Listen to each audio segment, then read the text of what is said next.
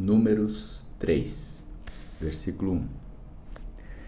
Estas são também as gerações de Arão e de Moisés, no dia que o Senhor falou com Moisés no monte Sinai. E estes são os montes dos filhos de Arão: Nadab, o primogênito, e Abiú, Eleazar e Itamar. Estes são os nomes dos filhos de Arão, os sacerdotes que foram ungidos, a quem ele consagrou para ministrar o sacerdócio. E Nadab e Abiú morreram perante o Senhor, quando ofereceram fogo estranho perante o Senhor no deserto do Sinai, e não tiveram filhos. E Eleazar e Itamar ministraram o sacerdócio diante de Arão, seu pai. Esses versículos querem dizer que dentro da estrutura cultural do Antigo Oriente Próximo, a história genealógica, nota em Gênesis, tinha várias finalidades: fornecer ligação histórica com um ponto central do passado, preservar a comunidade e a organização familiar dentro de uma estrutura social maior, justificar a posição de uma pessoa dentro de estrutura social, fornecendo ascendência na sua linhagem familiar, ser motivo de orgulho para as futuras gerações. Moisés utilizou seus registros do recenseamento para ter uma ideia da sua autoridade e da de Arão. Nadab e Abiú sofreram pena de morte por oferecerem incensos profanos pelo fogo. Não eram permitidos atos culticos inadequados aos inovadores do serviço do tabernáculo. Este lembrete da sua morte advertiu as futuras gerações de sacerdotes a não tentar fazer rituais impróprios. Eleazar sucederia seu pai como sumo sacerdote depois da morte de Arão e na região de Moabe, atravessando o rio Jordão rumo à terra prometida. Versículo 5. E o Senhor falou a Moisés, dizendo: Traze a tribo de Levi, apresenta-os perante o sacerdote Arão, para que possam servi-lo. Esses versículos querem dizer que a linguagem da instrução de Deus a Moisés é de um sacrifício animal trazido formalmente perante o sacerdote. Assim, os levitas foram trazidos formalmente perante o sacerdote. Assim, os levitas foram trazidos separados perante o sumo sacerdote Arão para servir o povo de Deus. Versículo 7. E cumpriram as suas obrigações e as obrigações de toda a congregação, diante do tabernáculo da congregação, para fazer o serviço do tabernáculo. E cuidarão de todos os instrumentos do tabernáculo da congregação, e cuidarão dos filhos de Israel para realizar o serviço do tabernáculo. Esses versículos querem dizer que os deveres dos levitas em favor de toda a congregação incluíam a manutenção diária para garantir as purezas cerimonial dos utensílios para o sacrifício e das cortinas das guarnições do tabernáculo, que apenas eles podiam tocar. Versículo 9. E darás os levitas a Arão e seus filhos, eles lhe serão dados de entre os filhos de Israel. E nomearás a Arão e seus filhos, e eles exercerão as funções sacerdotais. E o estranho que se aproximar morrerá. Esse versículo quer dizer que a presença de Deus era simbolizada pela arca do pacto dentro do lugar santíssimo. Esta área era protegida primeiramente pelos sacerdotes e mais adiante pelos levitas. Os levitas serviam como um cetro de raio de ira flamejante de Deus contra potenciais invasões do lugar santo. O serviço impróprio de sacerdotes e os seus assistentes era punido com morte. Versículo 11. E o Senhor falou a Moisés, dizendo: E eis que tomei os levitas do meio dos filhos de Israel, em lugar de todo primogênito, que abre a madre entre os filhos de Israel, e os levitas serão meus. Esse versículo quer dizer que os levitas eram um sacrifício vivo substitutivo perante Deus, em um lugar de todo primogênito das famílias israelitas, para serviço sagrado em favor do povo das outras 12 tribos. Os primogênitos homens das famílias israelitas deviam ser apressados ao Senhor através da mediação dos sacerdotes. Os primogênitos eram propriedade exclusiva de Deus com base no princípio da redenção do primeiro filho.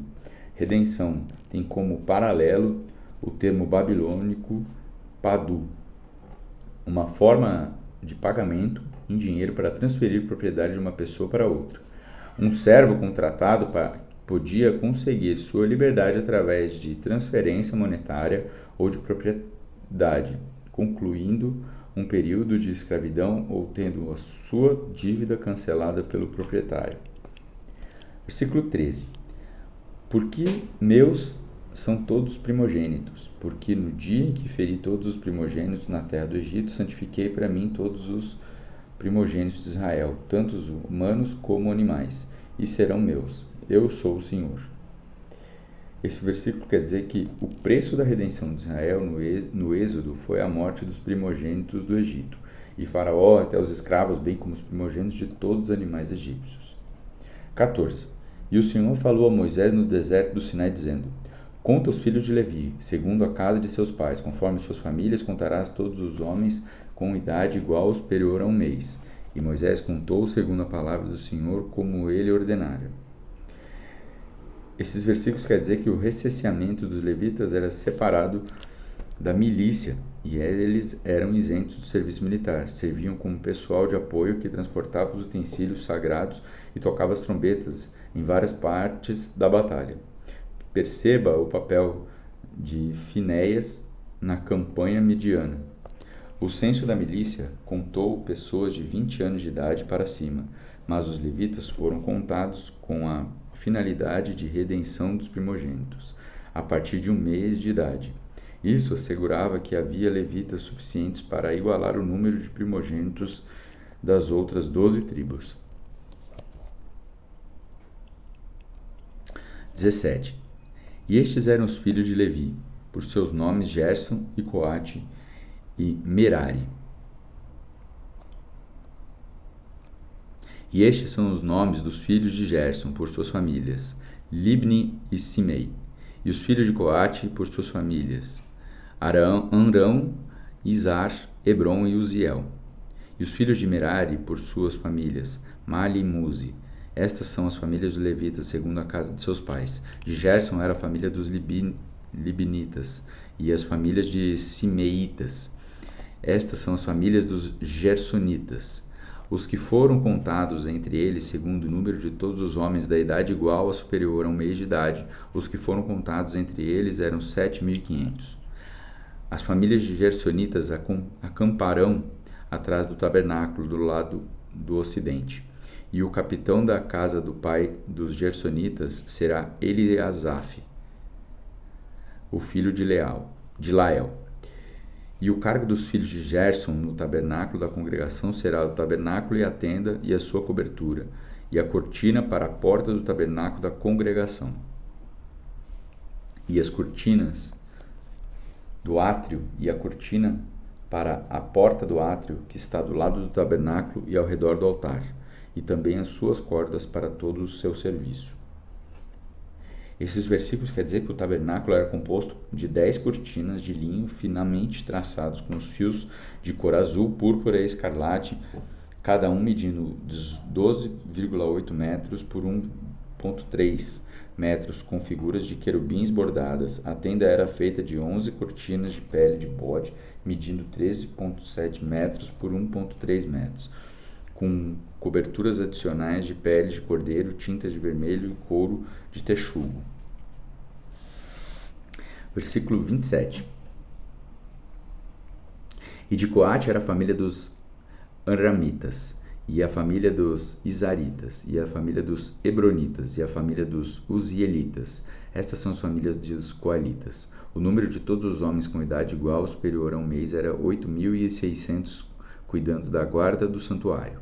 As famílias dos filhos de Coate acamparão do lado sul do tabernáculo, e a capitão da casa do pai das famílias dos coatitas será Elisafã, filho de Uziel. E eles deverão cuidar da arca de cada mesa e do castiçal e dos altares e dos utensílios do santuário com quem servem e a cortina e todo o serviço. E Eleazar e o filho de Arão, o sacerdote, será o capitão dos capitães dos levitas e supervisor do que terão o cuidado do santuário.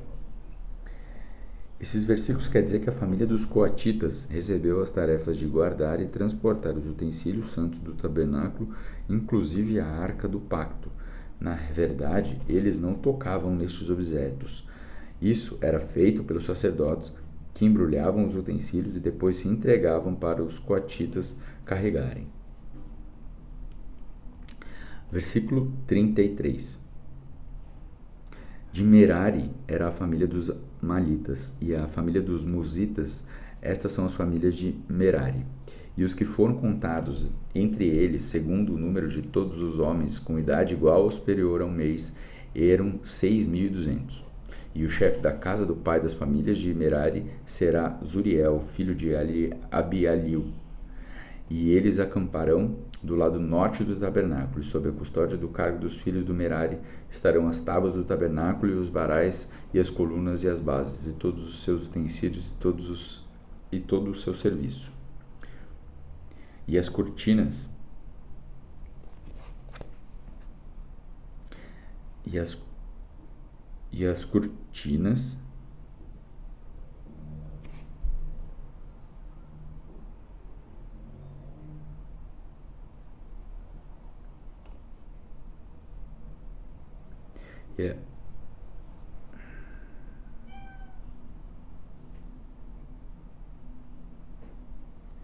foram contados entre eles, segundo o número de todos os homens com idade igual ou superior a um mês, eram 6.200. E o chefe da casa do pai das famílias de Merari será Zuriel, filho de Abiel, e acamparam do lado norte do tabernáculo. E sob a custódia e o cargo dos filhos de Merari estão as tábuas do tabernáculo e os varais e as colunas, as bases e utensílios de todo o serviço, e as colunas do átrio ao redor e as bases e as suas estacas e as suas cordas. Mas o acampamento diante do tabernáculo do lado oriental, diante do tabernáculo da congregação no lado oriental, Moisés e Arão e seus filhos manterão a guarda do santuário para o cargo dos filhos de Israel, e o estranho que se aproximar morrerá. E todos os que foram contados dos levitas, que Moisés e Arão contaram, por ordem do Senhor, segundo as famílias de todos os homens com idade igual ou superior a um mês, eram 22.000. E o Senhor disse a Moisés: conta todos os primogênitos dos filhos de Israel com idade igual ou superior a um mês e toma o número dos seus nomes. Esses versículos quer dizer que a família de Merari era os que zelavam e transportavam os equipamentos necessários para montar e desmontar o tabernáculo. Na época da monarquia, Davidi era 3 famílias dos levitas também eram músicos no culto do santuário. O total de 22.000 levitas não bate com a soma das famílias de 22.300, o que tornaria desnecessário o pagamento dos 5 shekel, 60 gramas, pelo resgate. A maioria dos estudiosos corrige o total de coatitas para 8.300, de acordo com uma revisão da tradução grega de Septuaginta, resultando o total de 22.000. E tomarás os levitas para mim, eu sou o Senhor, no lugar de todos os primogênitos do filho de Israel, e o gado dos levitas no lugar dos primogênitos entre o gado dos filhos de Israel. E Moisés contou com o Senhor e ordenara todos os primogênitos entre os filhos de Israel, e todos os primogênitos pelo número de nomes com idade igual ou superior a um mês, dos que foram contados, e somaram 22.273. E o Senhor falou a Moisés, dizendo: toma os levitas no lugar de todos os primogênitos entre os filhos de Israel, e o gado dos levitas no lugar do gado de Israel, e os levitas serão meus. Eu sou o Senhor.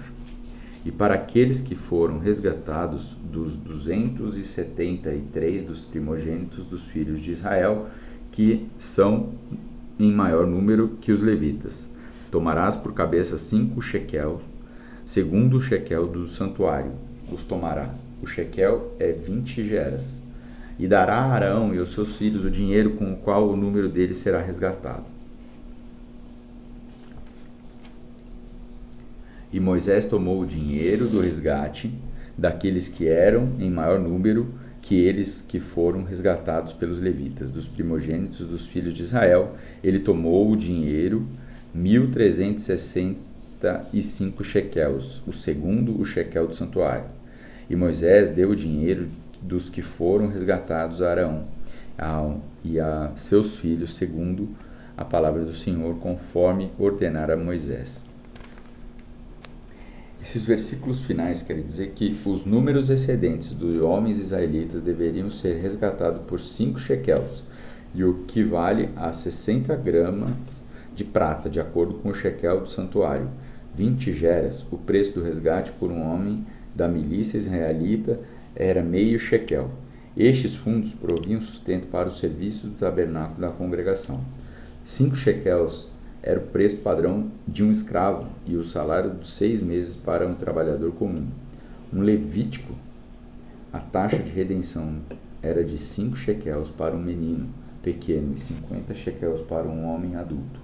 O aspecto substitutivo da questão do preço do resgate no Pentateuco, em teu cumprimento final nas obras de Jesus Cristo como Cordeiro Pascal e sacrifício definitivo pelo pecado, um cordeiro sem defeito.